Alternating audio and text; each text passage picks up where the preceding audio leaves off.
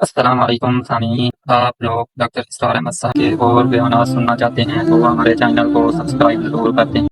کہ اسلام کی تعلیمات پر جو پردے دور ملوکیت میں پڑ گئے تھے انہیں ہٹا کر اسلام کے اصل رخ روشن دنیا کو دکھائیں۔ یہی بات قائد اعظم نے کہی تھی۔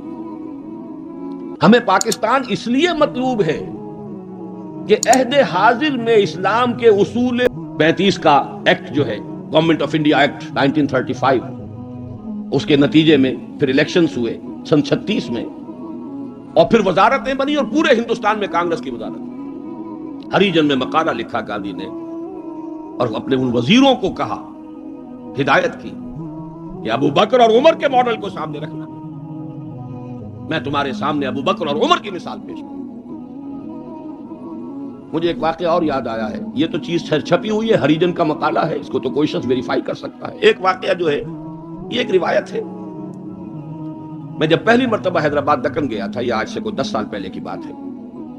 صوفے ہیں افرنگی تیرے قالی ہے ایرانی، لہو مجھ کو رلاتی ہے جوانوں کی تن آسانی۔ تو معلوم ہوا کہ یہ عمر کا وہ مقام گاندھی کی نگاہ میں تھا، اور پھر سن 1937 میں 20 برس بعد وزیروں کو کہا ہے کہ ابو بکر اور عمر کو اپنے سامنے ماڈل کی حیثیت سے رکھو۔ ایچ جی ویلز نے کہا ہے، اگرچہ حضور کی ذاتی زندگی پر، خاص طور پر ازدواجی زندگی پر بڑے رقیق حملے کیے، لیکن پھر اس نے جب حجۃ الوداع کے ذکر پر آتا ہے concise history of the world میں، اس کا پرانا آپ کو کوئی ایڈیشن تلاش کرنا ہوگا، نئے ایڈیشن میں سے یہ پیسیجز نکال دیے ہیں نئے ایڈیٹرز نے، لیکن یہاں کی یونیورسٹی سے میں نے نکلوا کر ایک دفعہ ویریفائی کیا تھا، چونکہ مجھے تو بہت پرانے یہ الفاظ یاد تھے، لیکن پھر میں نے انہیں تازہ کیا کراچی یونیورسٹی کی لائبریری سے۔ اس میں وہ لکھتا ہے، وہ حضور کے خطبے کے الفاظ نقل کر کے، لا فضل لعربی علی عجمی ولا لعجمی علی عربی ولا لاحمر علی اسود ولا لاسود علی احمر الا بالتقوی کلکم بنو آدم وآدم من تراب۔ اس کا ترجمہ دے کر پھر لکھتا ہے کہ اگرچہ ہیومن فریٹرنٹی، فریڈم اور ایکویلٹی کے سرمنز تو پہلے بھی بہت کہے گئے تھے، جیزس آف نزارت کے ہاں حضرت مسیح کا تذکرہ کر رہا ہے، جیزس آف نزارت کے ہاں بھی سرمنز تو بہت ہیں، لیکن یہ ماننا پڑتا ہے کہ تاریخ انسانی میں پہلی مرتبہ محمد نے ان اصولوں پر ایک معاشرہ قائم کر کے دکھایا۔ اس سے بڑا ٹریبیوٹ کیا ہوگا؟ اور دشمن ہے، ذاتی اعتبار سے حملے کر رہا ہے، رقیق حملے کر رہا ہے، استہزاء کر رہا ہے یہ تعدد ازدواج کا، لیکن یہ بات ماننے پر مجبور ہے کہ انسانی تاریخ میں پہلی مرتبہ انسان کی حریت، اخوت اور مساوات کے اصولوں پر مبنی ایک نظام قائم کیا محمد صلی اللہ علیہ وسلم۔ اور نوٹ کیجئے، یہی 3 الفاظ قائد اعظم نے استعمال کیے تھے۔ ہم پاکستان اس لیے چاہتے ہیں کہ عہد حاضر میں اسلام کے اصول حریت و اخوت و مساوات کا ایک نمونہ دنیا کو دکھائے۔ اسی طرح پھر ڈاکٹر مائیکل ہارٹ کی دی 100 مشہور کتاب ہے۔ بہرحال یہ ماڈل، یہ رحمت محمد الرسول اللہ صلی اللہ علیہ وسلم انسان کو عطا کر چکے ہیں، اور اپنے تو بہرحال مدح کریں گے ہی، اپنوں کی تو آنکھ محبت اور عقیدت کی آنکھ ہے، لیکن میں نے یہ گواہیاں دی ہیں اغیار کی، دشمنوں کی۔ اب آئیے دوسری آیت کی طرف۔ لقد کان لکم فی رسول اللہ اسوۃ حسنہ، یہاں خطاب ہو رہا ہے تمہارے لیے اللہ کے رسول کی زندگی میں، اللہ کے رسول کی شخصیت میں ایک عمدہ نمونہ ہے۔ پہلے تو غور کیجئے، لکم سے مراد کیا ہے؟ یہاں خطاب مسلمانوں سے ہے، یہاں پوری نوع انسانی سے نہیں ہے، یہ فرق ہے، نوٹ کر لیجئے۔ پہلی آیت کے مقابلے میں خطاب کا رخ اس آیت میں یہ محدود ہے، مسلمانوں کی طرف خطاب۔ اے مسلمانوں، تمہارے لیے رسول کی شخصیت میں ایک عمدہ نمونہ ہے۔ آپ کہیں گے کس دلیل سے یہ کہہ رہے ہیں؟ اسی آیت کا جو دوسرا ٹکڑا ہے وہ عام طور پر پڑھا نہیں جاتا۔ لقد کان لکم فی رسول اللہ اسوۃ حسنۃ لمن کان یرجو اللہ والیوم الآخر وذکر اللہ کثیرا۔ اس شخص کے لیے اسوہ ہے حضور کی زندگی اور شخصیت جو 3 شرطیں پوری کرے، جیسے کہ قرآن مجید خود اپنے بارے میں کہتا ہے، ہدی للناس شہر رمضان الذی انزل فیہ القرآن ہدی للناس وبینات من الہدی والفرقان۔ لیکن سورہ بقرہ ہی کے شروع میں کہتا ہے ھدی للمتقین. ستیارتھ پرکاش کے مصنف نے سوامی دیانند سرسوتی نے تو اعتراض کیا تھا اس پر. 14واں باب، بدنام زمانہ 14واں باب یاد ہوگا. اس کا حل کیا ہے اس اشکال کا؟ قرآن اپنی جگہ ہدایت ہے پوری نوع انسانی کے لیے تا قیام قیامت، لیکن اس سے استفادہ وہی کرے گا جس میں استفادے کی پیاس اور طلب. پیاس ہی نہیں، بہترین مشروب رکھ دیجئے، پیے گا نہیں انسان. بھوک نہیں، بیماری کی وجہ سے ذائقہ منہ کا خراب ہے. آپ نے دیکھا ہوگا ماؤں کو بیچاریاں بچوں کی کیسی کیسی خوش آمدیں کرتی ہیں، بیٹے کچھ کھا لو، یہ کھا لو، وہ کھا لو، یہ، لیکن اس کا منہ کا ذائقہ بگڑا ہوا کچھ نہیں کھاتا. بھوک مری ہوئی ہے کچھ نہیں کھاتا. تو جس میں ہدایت کی طلب نہیں ہوگی قرآن اس کو ہدایت نہیں دے گا. اپنی جگہ ھدی للناس، استفادے کے لیے شرط ہے، پیاس ہو طلب ہو تب. اسی طرح حضور کی زندگی اسوہ کاملہ، اپنی جگہ مکمل ہر اعتبار سے، لیکن اس سے استفادہ کرنے کے لیے 3 شرطیں ہیں. لقد کان لکم فی رسول اللہ اسوۃ حسنۃ لمن کان یرجو اللہ والیوم الآخر وذکر اللہ کثیرا. اس کے لیے اسوہ ہے کہ جو اللہ سے ملاقات کا امیدوار ہے، یوم آخرت پر یقین رکھتا ہے، حساب کتاب کا یقین ہے، اور اللہ کا ذکر کرتا ہو کثرت کے ساتھ، اس کے لیے اسوہ. بہت اہم ہے یہ نقطہ جو عام طور پر اس آیت کا دوسرا ٹکڑا جو ہے وہ سنایا ہی نہیں جاتا. لقد کان لکم فی رسول اللہ اسوۃ حسنۃ لمن کان یرجو اللہ والیوم الآخر وذکر اللہ کثیرا اللہم ربنا اجعلنا منہم. اے اللہ ہمیں ان لوگوں میں شامل فرما جو ان 3 شرطوں کو پورا کر کے اور محمد الرسول اللہ صلی اللہ علیہ وسلم کی اسوہ حسنہ سے استفادہ کر سکے. اب نوٹ کیجئے حضور کا یہ اسوہ نمونہ کس کس پہلو سے ہے. اس میں بھی ذرا 3 مراحل آئیں گے.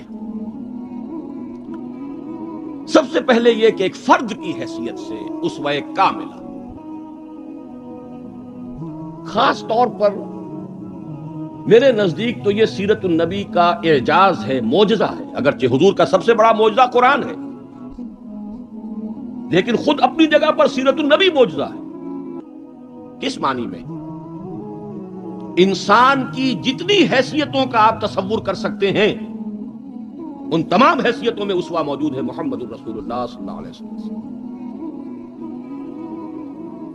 باپ کی حیثیت سے اسوہ موجود، حضرت مسیح کی زندگی میں تو نہیں، انہوں نے شادی نہیں کی. شوہر کی حیثیت سے اسوہ موجود،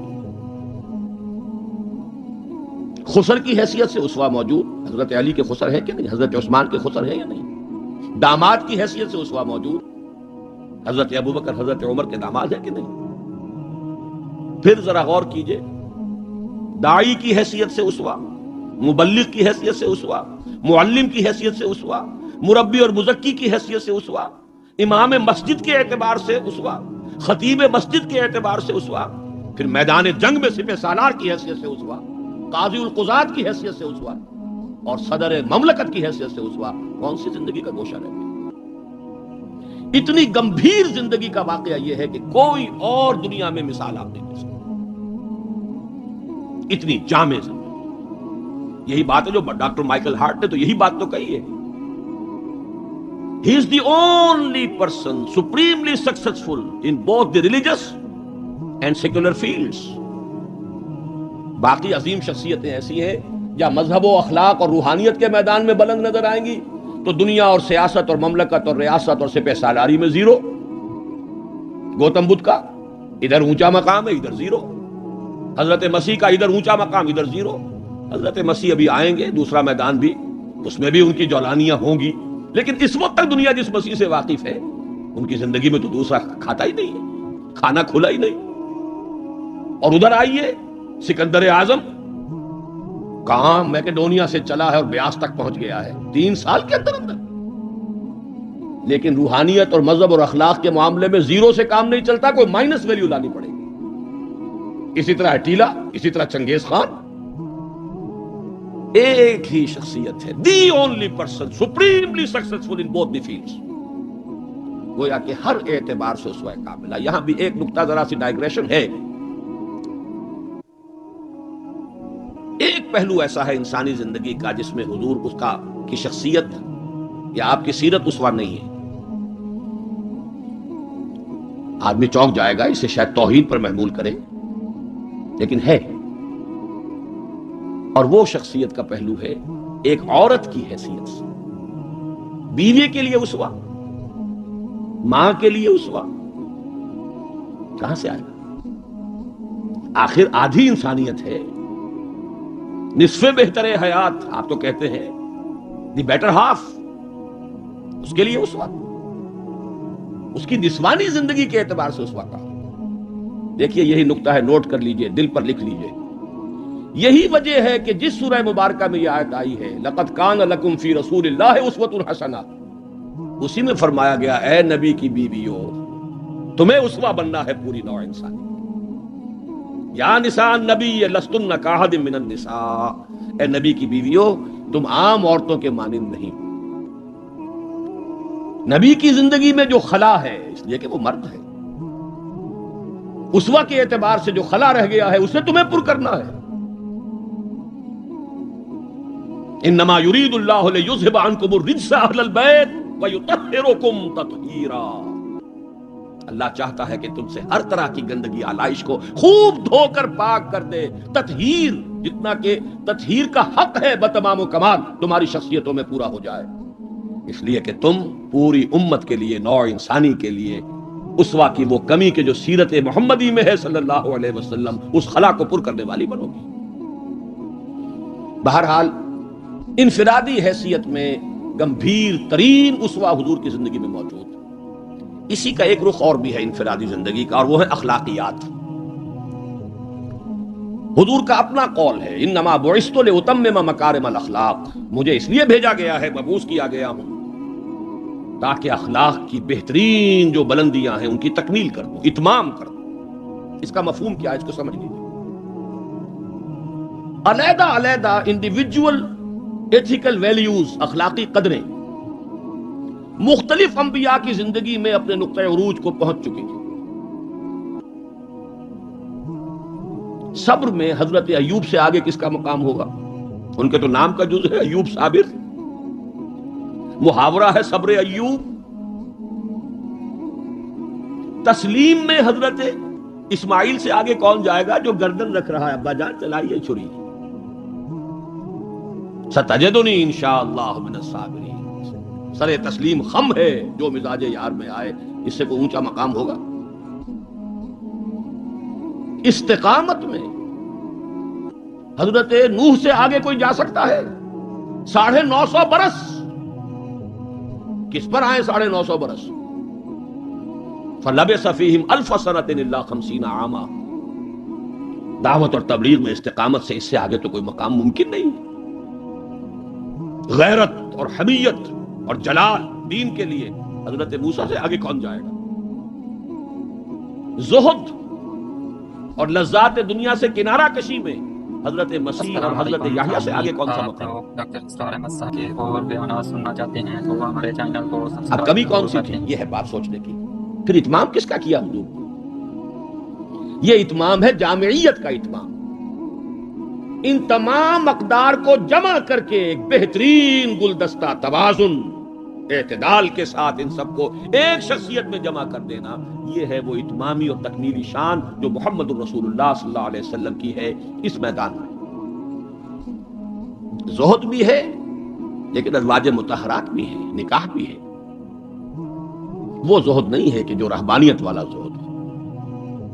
حضرت عائشہ کی شہادت ہے کہ حضور بیٹھے ہوتے تھے ہمارے مابین اور پیار اور محبت کی باتیں ہوتی تھیں. وہ زاہد خشک کا معاملہ نہیں تھا حضور کا. حضور نے خود فرمایا مجھے تمہاری اس دنیا سے 3 ہی چیزیں پسند ہیں، ان میں سے ایک عورت کا ذکر کیا. کوئی حجاب نہیں، جو فطرت ہے جو اللہ نے بنائی ہے. بھرپور عائلی زندگی بسر کی ہے اور بہت محبت کرنے والے اور محبت دینے والے شوہر تھے محمد صلی اللہ علیہ وسلم. لیکن جیسے ہی اذان کی آواز آتی تھی ایسے اٹھ کر چلے جاتے تھے کہ جیسے ہم سے کوئی تعلق ہی نہیں، سروکار ہی نہیں، ہم سے واقف ہی نہیں کہ ہم کون. یہ ہے وہ درمیانے قارے دریا تختہ بندم کر دہی بازوی گوئی کے دامن ترمکن ہوشیار باش. اچھا دیکھیے یاد آ گیا ہے، آپ کی بھی طبیعت اس وقت جو ہے میں تو دیکھ رہا ہوں آمادگی ہے. وقت کچھ زیادہ بھی صرف ہو جائے تو کوئی حرج نہیں۔ رجم کا ایک واقعہ ہو رہا ہے حضرت مسیح کی زندگی میں۔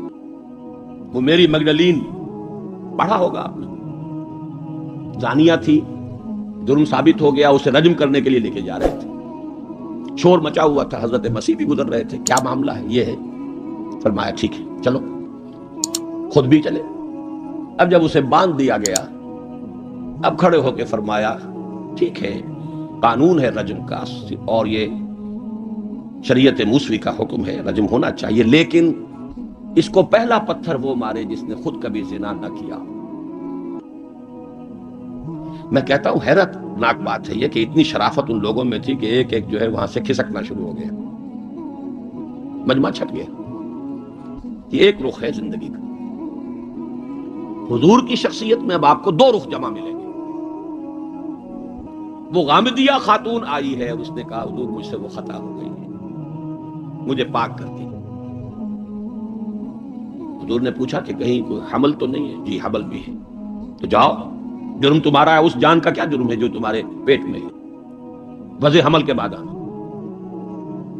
اب آئی ہے وہ وضع حمل کے بعد، بچہ گود میں ہے۔ حضور وہ مرحلہ طے ہو گیا، مجھے پاک کر دیجئے، رجم کر دیجئے، میں پاک ہو جاؤں، دنیا کی سزا میں بھگت لوں گی، آخرت میں اللہ مجھے بچا۔ فرمایا ابھی تو اس بچے کی زندگی تمہارے ساتھ وابستہ ہے، جاؤ دودھ پلاؤ۔ کچھ دنوں کے بعد پھر آئی ہے، بچے کے ہاتھ میں روٹی کا ٹکڑا ہے، کھا رہا ہے۔ فرمایا ہاں ٹھیک ہے، لے جاؤ اس کو رجم کر دو، اللہ کا حکم ہے۔ لا تاخذکم رافۃ فی دین اللہ ولا تاخذکم بہما رافۃ فی دین اللہ۔ اللہ کا حکم ہے، کرنا ہوگا، چاہے اپنے سینے پر پتھر رکھنا پڑے، اب رجم کرنا ہوگا۔ لیکن جب رجم ہو گیا ہے اور وہ خاتون جو ہے ان کا انتقال ہو گیا، کسی کی زبان سے نکل گیا کتنی بے حیا عورت تھی، حضور نے ڈانٹ دیا، نہیں اس عورت نے وہ توبہ کی ہے کہ اگر تمام مدینے والوں پر تقسیم کر دی جائے تو سب کی نجات کا ذریعہ بن جائے۔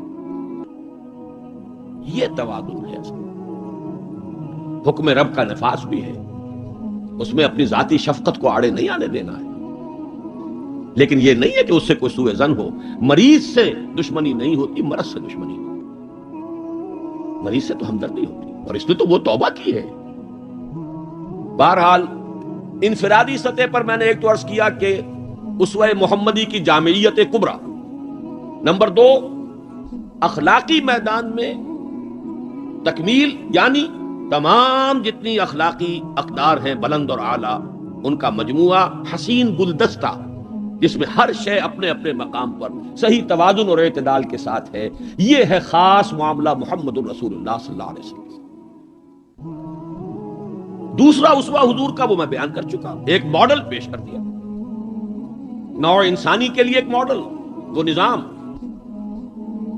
قائم کیا، کس نے کیا؟ محمد الرسول اللہ نے کیا صلی اللہ علیہ وسلم۔ اگرچہ یہ نوٹ کر لیجئے کہ اس ماڈل کا جو اصل ہے دور، وہ ہے دور فاروقی۔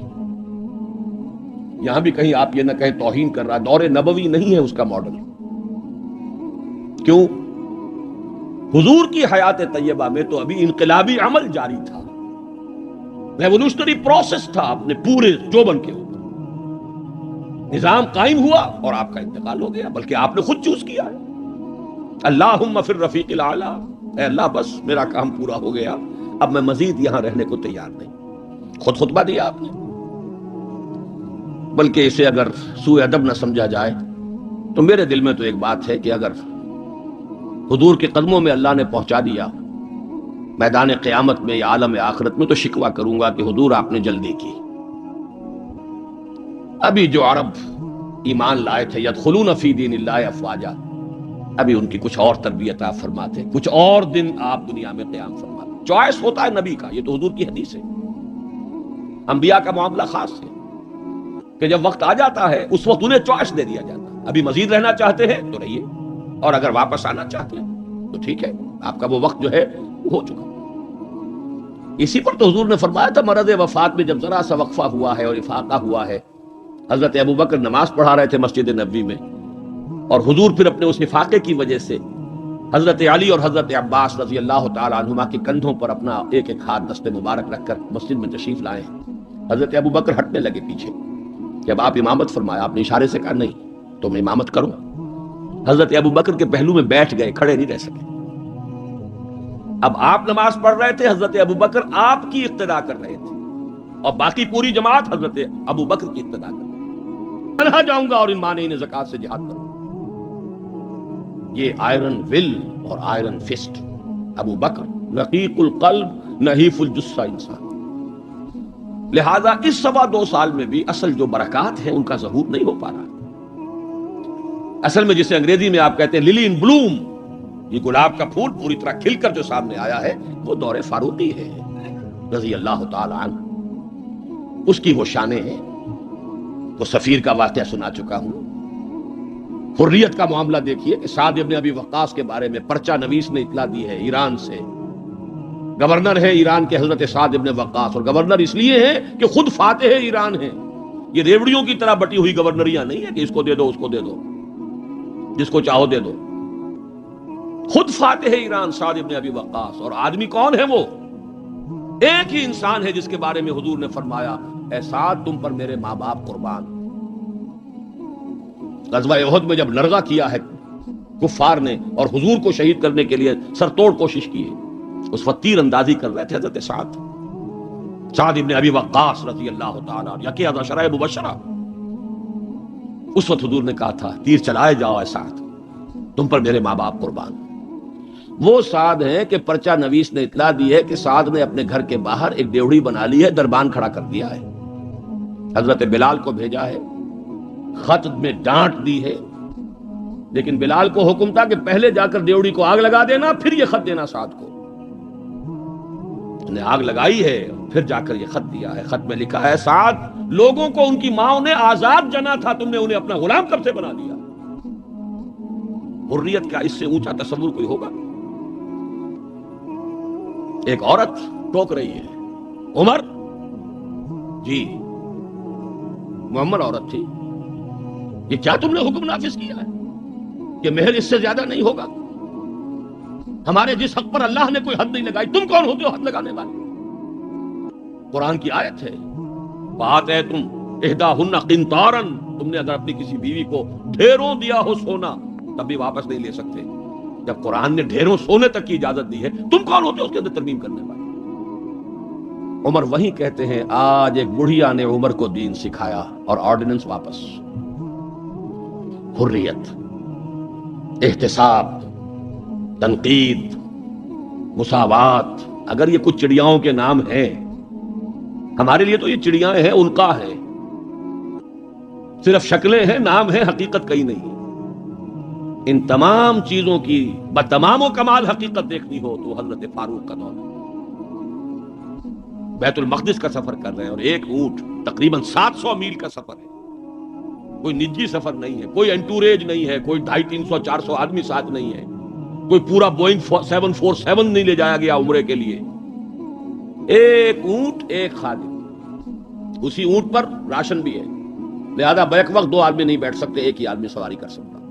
ایک منزل میں خلیفہ وقت اوپر بیٹھے ہیں اور خادم نکیل پکڑ کر آگے چل رہا ہے, اگلی منزل میں خادم اوپر بیٹھا ہے اور خلیفہ وقت نکیل پکڑ کر چل رہا ہے. اور آخری وقت میں باری اتفاقاً آ گئی خادم کی, اس نے ہاتھ جوڑ دیا کہ خدا کے لیے لوگ کیا کہیں گے, میرے سر ہو جائیں گے. فرمایا نہیں الدور دورک, نہیں, باری تمہاری. اور اس محاذ پر تھے کون کمانڈر؟ ابو عبیدہ بن الجراح رضی اللہ تعالی عنہ, امین هذه الامہ. جب غلغلہ ہوا آ گئے عمر, آ گئے عمر, آ گئے, تشریف لے آئے. اب وہ آئے ہیں استقبال کے لیے, دیکھا کپڑے سخت میلے, ننگے پاؤں, درمیان میں کہیں کیچڑ آیا تھا, پیدل چل کے آ رہے تھے تو جوتے بھی ہاتھ میں لے لیے تھے. کہا یہ آپ کیا کر رہے ہیں, اپنا حلیہ کوئی درست کیجئے, یہ بڑا متمدن ملک ہے, بڑے مہذب لوگ ہیں یہ شام کے لوگ, کیا کہیں گے. ڈانٹ ملائی ہے حضرت ابو عبیدہ کو بھی. نحن قوم اعزنا اللہ بالاسلام, اے ابو عبیدہ کیا ہو گیا ہے تمہیں, ہم وہ لوگ ہیں کہ ہمیں جو عزت اللہ نے دی ہے وہ اسلام سے دی ہے, کپڑوں سے نہیں دی. واقعہ یہ ہے کہ یہ ہے وہ heights by great men reached and kept. یہ مثالیں ہیں, یہ آئیڈیل ہے, یہ اسوہ ہے, اور اس میں کمال عمر کا نہیں ہے, کمال محمد الرسول اللہ کا ہے صلی اللہ علیہ وسلم. درخت اپنے پھل سے پہچانا جاتا ہے, عمر تو درخت کا پھل ہے. ابو بکر اس درخت کے پھل ہیں، صحابہ کرام اس شجرہ طیبہ کے برگ و بار ہیں، اسوہ تو محمد کا ہے صلی اللہ علیہ وسلم۔ لیکن اب آگے آئیے، اسوے کی تیسرا حصہ ہے اسوہ کا، اور یہ نوٹ کر لیجئے جس مقام پر یہ آیت وارد ہوئی ہے سورہ احزاب میں، پہلے تو میں نے آپ کو بتایا سورہ احزاب ہی میں وہ آیت بھی ہے جس میں اسوہ خواتین کے لیے حضور کے ازواج مطہرات، لیکن یہ آیت کہاں آئی ہے پرٹیکولرلی؟ وہ ہے غزوہ احزاب، جنگ کا مرحلہ۔ یہ جنگ کس لیے لڑی جا رہی تھی؟ غلبہ دین کے لیے، لِیُظْهِرَهُ عَلَى الدِّینِ كُلِّهِ۔ چھاپڑا صاحب سے آپ نے وہ سورہ صف کی آیات سن لی ہیں، کاش کہ وہ ایک آیت اور شامل کر دیتے اس سے پہلے، اس لیے کہ اس وقت کا جو دنیا کا نقشہ ہے وہ اس آیت میں، یریدون لیطفئوا نور اللہ بافواہہم، یہ چاہتے ہیں کہ اللہ کے نور کو، اللہ کے اس نور کو اپنی منہ کی پھونکوں سے بجھا دیں، واللہ متم نورہ ولو کرہ الکافرون، اور اللہ تو اپنے نور کا اتمام فرما کر رہے گا چاہے کافروں کو کتنا ہی ناگوار ہو۔ هو الذی ارسل رسولہ بالہدی ودین الحق لیظہرہ علی الدین کلہ ولو کرہ المشرکون۔ اس کا ترجمہ آپ سن چکے ہیں، وہ یہ اللہ جس نے بھیجا اپنے رسول کو الہدا اور دین حق دے کر تاکہ غالب کریں اس کے کل دین پر، پورے کے پورے نظام زندگی پر، تمام کے تمام نظاموں پر، دینوں پر، چاہے مشرکوں کو کتنا ہی ناگوار ہو۔ اسی کے لیے جہاد کی پکار ہے، هل ادلکم علی تجارۃ تنجیکم من عذاب الیم تؤمنون باللہ ورسولہ وتجاہدون فی سبیل اللہ باموالکم وانفسکم۔ اسی کے لیے قتال کی ترغیب ہے، یہ اس پہلے حصے میں ہے، ان اللہ یحب الذین یقاتلون فی سبیلہ صفا کانہم بنیان مرصوص۔ تو حضور کا ایک اسوہ تو پوری نوع انسانی کے لیے ہے، وہ ماڈل جو آپ نے دکھا دیا، قائم کر کے نظام کی ایک مثال دنیا کے سامنے پیش کر دی۔ یہ ممکن ہے، قائم ہو سکتا ہے، یہ کہانی نہیں ہے، یہ تو تاریخ کا نصف النہار ہے۔ 5000 برس قدیم بات ہوتی تو کہتے پتہ نہیں ڈھکوسلا ہے، ہوا بھی ہے کہ نہیں ہوا۔ یہ تو عین ہسٹوریکل ایرا ہے، تاریخی حقائق ہیں، پوری دنیا مان رہی ہے۔ روز روشن نصف النہار پر سورج تاریخ کا ہے جبکہ محمد الرسول اللہ صلی اللہ علیہ وسلم نے یہ ماڈل پیش کیا، جس کا کہ اقرار اور اعتراف دشمن کر رہے ہیں۔ تو وہ اسوہ تو ہے پوری نوع انسانی کے لیے۔ میں نے آپ کو نوٹ کرایا تھا لقد کان لکم، وہ اسوہ جو اس امت کے لیے ہے وہ کون سا اسوہ ہے؟ وہ اسوہ ہے وہ طریقہ کار جس سے کہ آپ نے وہ انقلاب برپا کیا، کیسے قائم کیا، منہج کیا تھا، منہاج کیا تھا، طریقہ کار کیا تھا، پہلے کیا کیا تھا، پھر کیا کیا تھا، اگلا قدم اٹھایا تو کیوں اٹھایا، پہلے نہیں اٹھایا تو کیوں نہیں اٹھایا تھا، کیا سبب ہے کہ مکے میں حکم دیا جا رہا ہے چاہے تمہارے ٹکڑے اڑا دیے جائیں، تمہیں زندہ آگ کے اندر جلا دیا جائے تب بھی تم ہاتھ نہیں اٹھاؤ گے، کفو ایدیکم، اپنے ہاتھ بندھے رکھو، نو ریٹیلیشن، نو ریونج، کوئی انتقام نہیں، کوئی قصاص نہیں، آئے گا وہ وقت جب تمہارے ہاتھ کھول دیے جائیں گے۔ نغمہ ہے بلبل شوریدہ تیرا خام، ابھی اپنے سینے میں اسے اور ذرا تھام، ابھی اپنے ہاتھ روکے رکھو، چاہے تمہارے جسم کے ٹکڑے کر دیے۔ کیا وجہ ہے؟ پھر کیا وجہ ہے؟ ہاتھ کھل گئے، کیوں کھل گئے؟ فیصلہ کن چیز کون سی تھی؟